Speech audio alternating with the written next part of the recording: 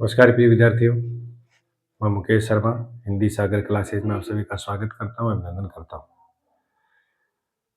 School व्याख्याता की और वरिष्ठ अध्यापक की जो अभ्यर्थी तैयारी कर रहे हैं, उनके लिए एक महत्वपूर्ण बिंदु जो मैंने पीछे शुरू किया था पिछली क्लास में, और बच्चे लिख भी रहे थे कि सर इसमें मुख्य गद्यकार कौन है, किसको याद करें, क्योंकि नहीं पता है। जो नए तैयारी कर रहे हैं ग्रुप की है, उनको ये पता नहीं होता है कि मुख्य लेखक कौन है, किसके उपन्यास प्रसिद्ध है, किसकी कहानी प्रसिद्ध है, किसके नाटक प्रसिद्ध है, रिपोर्टाज है, संस्मरण, आत्मकथा है, निबंध है, ऐसे पता नहीं चलता है।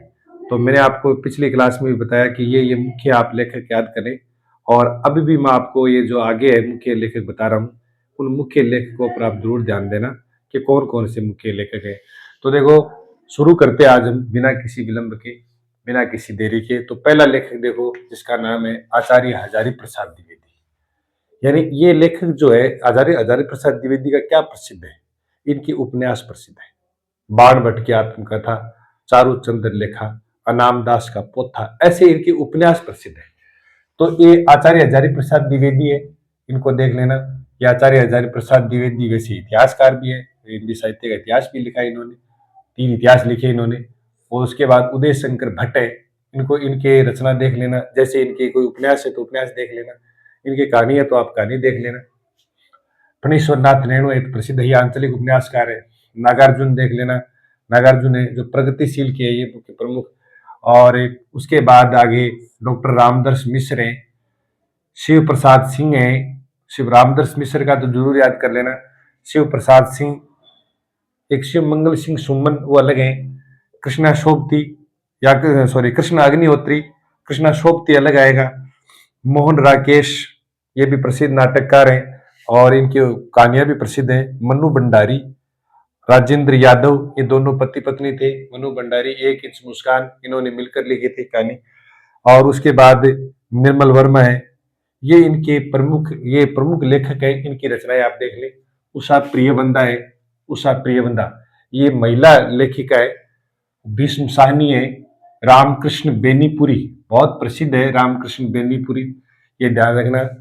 और ये इनके बारे में रचना आती रहती है, रामकृष्ण बेनीपुरी, ये बहुत इंपॉर्टेंट है, ध्यान रखें। रामकृष्ण बेनीपुरी और भीष्म साहनी, ये इंपॉर्टेंट ही लिखवा रहा हूँ आपको, लगभग 60-65 हो जाएंगे। उसके बाद जगदीश चंद्र माथुर है, इनके नाटक बहुत प्रसिद्ध है। दशरथ नंदन सारदिया, इनके कोणार्क के नाटक प्रसिद्ध है। कमलेश्वर के उपन्यास प्रसिद्ध है, कमलेश्वर कहानियां भी प्रसिद्ध है, इनके उपन्यास भी प्रसिद्ध है। मनोज श्याम जोशी, गजानन माधव मुक्तिबोध, गजानन माधव मुक्तिबोध, इनको भी आप देखें। हरिशंकर प्रसाई है, ये भी जो हास्यकार है, वैसे तो इन्होंने हास्यात्मक ज्यादा लिखे हैं, जो जिसको हम व्यंग्यात्मक कह सकते हैं, व्यंग्यकार है, वैसे व्यंग्यात्मक ज्यादा लिखे इन्होंने। सर्वेश्वर दयाल सक्सेना है, कृष्णा शोभती है और ममता कालिया है, ये प्रमुख लेखक है। और हम आगे और चलते हैं, इनको आप देख ले प्रमुखता से, इनके स्क्रीनशॉट ले लें आप जरूर, और ये आप अपनी कॉपी में लिख लें कि कौन कौन से हमें क्या क्या पढ़ना है। इनके उपन्यास भी हो सकते हैं, इनकी कहानी भी हो सकते हैं, ये सब आप देख ले और इसको कॉपी में नोट कर ले, स्क्रीनशॉट ले ले, आगे चलते हैं। तो आगे कौन से देखो और प्रमुख कौन है, तो एक तो मंजुला भगत, मंजुला भगत के भी आप रचनाएं देख लें। नासिरा शर्मा, नासिरा शर्मा महिला दोनों, मृदुला गर्ग भी महिला है, तीनों ये महिला लेखिका है, ध्यान रखें, ये महिला लेखिका है या गद्यकार है, इनको आप जरूर देख लें। और लक्ष्मीकांत वर्मा, इनको देखें। महेंद्र भल्ला, अमरकांत, सूर्य बाला, सूर्य बाला भी आप महत्वपूर्ण है। और चित्रा मुदगल, संजीव, चित्रा मुदगल भी इंपॉर्टेंट है। सूर्य बाला, ये महिला लेखिका पूछी जाती है। रघुवीर सहाय, इनके तो जीवन परिचय भी पढ़ लेना। धर्मवीर भारती, जीवन परिचय भी साथ में पढ़ना। अस्कर वजाहत की रचनाएं याद रखना। बालकृष्ण भट्ट का जीवन परिचय देखना। क्रमशः लेखक लगाने आते हैं तो उसमें इंपॉर्टेंट है, या कवि लगाने के लिए आते हैं तो ये कवि भी है और ये लेखक भी है। सुनीता जैन है। प्रताप नारायण मिश्र है, ये भी नाटककार भी है, प्रताप नारायण मिश्र। उदय शंकर भट्ट है। वृंदावन लाल वर्मा, दुष्यंत कुमार, ज्ञानदेव अग्निहोत्री, ये तो बहुत इंपॉर्टेंट है, इनको तो आपके जबान पर रहना चाहिए नाम। मृणाल पांडे, घनश्याम बिड़ला, इन्होंने जो जीवनी लिखी है महात्मा गांधी पर क्या नाम से? बापू प्रसिद्ध है इनकी। बापू जीवनी किसकी लिखी हुई है? तो घनश्याम बिड़ला। मदन गोपाल है, इन्होंने कलम का जादूगर नाम से प्रेमचंद पर क्या लिखे है? जीवनी लिखी है मदन गोपाल। और इसके बाद देखो भारतेंदु हरिश्चंद्र, उसके बाद महावीर प्रसाद द्विवेदी। ये ऐसे रचनाकार है जो आपकी जबान पर रहेंगे, आपको ऐसा लगेगा कि वास्तव में है तो ये इंपॉर्टेंट है, अपने आप पता चलने लग जाएगा। ये महत्वपूर्ण महत्वपूर्ण याद करना है, फिर देखना आप कि कोई एग्जाम देते हो क्या इनका नाम नहीं आता क्या। ये कोई भी नेट का अगर एग्जाम देते तो भी, और किसी का भी एग्जाम देते तो इनका नाम अवश्य आता है। इनको आप जरूर देख लें एक बार और इनको याद करने। और अब आगे चलते हैं, और भी हम कुछ और महत्वपूर्ण लेखक लेते हैं। देखो आगे जो लेखक है महत्वपूर्ण वो है सरदारा सरदार पूर्ण सिंह। क्या नाम है उसका? सरदार पूर्ण सिंह। और अगला है विश्वंबर नाथ शर्मा कौशिक। विश्वंबर नाथ शर्मा कौशिक के उपन्यास बहुत प्रसिद्ध है, कहानी भी बहुत प्रसिद्ध है। आचार्य रामचंद्र शुक्ल, गुलाब राय, सियाराम शरण गुप्त, माखनलाल चतुर्वेदी, रामधारी सिंह दिनकर और महादेवी वर्मा, डॉक्टर रामविलास शर्मा, वासुदेव शरण अग्रवाल और देवेंद्र सत्यार्थी। तो महत्वपूर्ण है। रामचंद्र शुक्ल के भी याद करना, ये निबंध प्रसिद्ध है। गुलाब राय, सियाराम शरण गुप्त, माखनलाल चतुर्वेदी, ये प्रमुख आप और याद करें।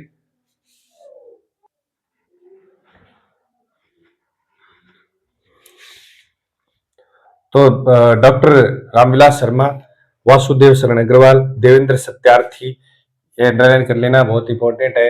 ये लगभग आपके ऐसा लगेगा कि कुछ तो पढ़े हुए कुछ कोई हो सकते नए, लेकिन ये आने वाले हैं। कन्याला मिश्र प्रभाकर, विद्या निवास मिश्र, केदारनाथ अग्रवाल। और देखो केदारनाथ सिंह अलग है, केदारनाथ अग्रवाल अलग है, ये ध्यान रखें, महत्वपूर्ण है। केदारनाथ सिंह है वो आधुनिक काल जो अपने नई कविता के।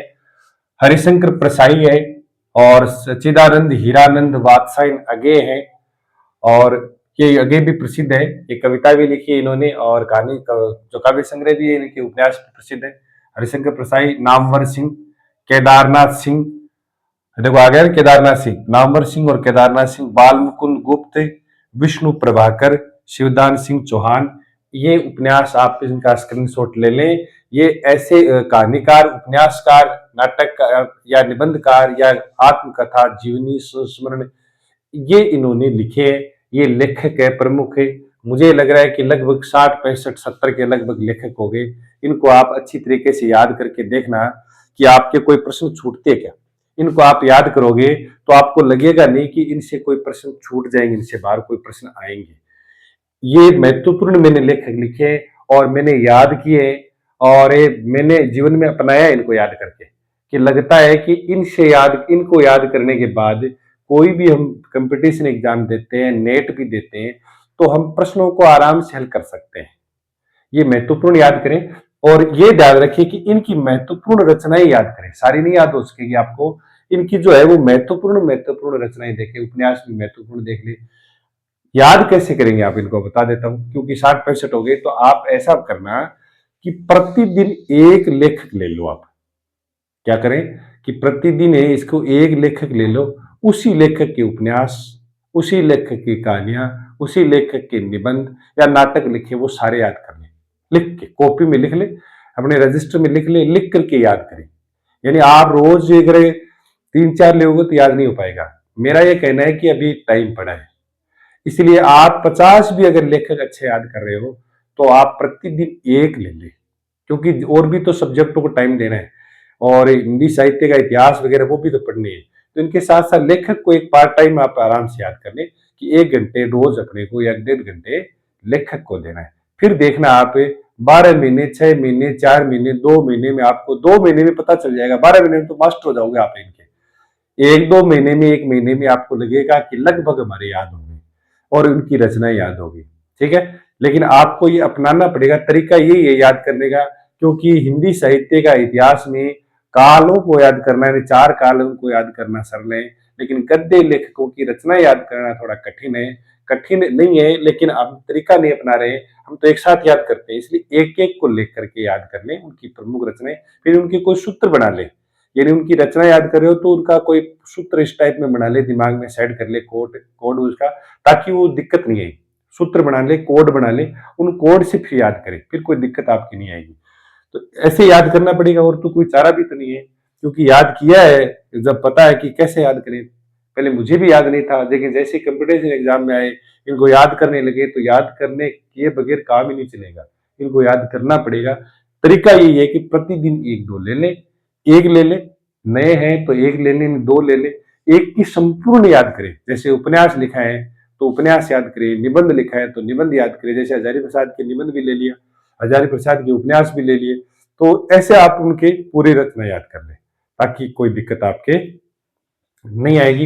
ये गद्य लेखकों को महत्वपूर्ण मैंने लिखवा दिए। उसके बाद अगला जो टॉपिक होगा हमारा, वो होगा क्या कि ज्ञानपीठ पुरस्कार विजेता या ज्ञानपीठ पुरस्कार से सम्मानित होने वाले शख्सियत, और हिंदी के कौन कौन से साहित्यकार ज्ञानपीठ पुरस्कार से सम्मानित हुए, वो हम भी लेंगे। पहला ज्ञानपीठ किसको मिला वो भी लेंगे, और हिंदी का अब कौन सा ज्ञानपीठ पुरस्कार मिला है वो हमारी क्लास होगी, देखना आप जरूर, शानदार क्लास होगी। ज्ञानपीठ पुरस्कार की अगर वो क्लास होगी, कैसे प्रश्न आएंगे वो उसी में पता चल जाएगा। इतना ही याद करना है और ज्यादा आपको गहराई में नहीं जाना है।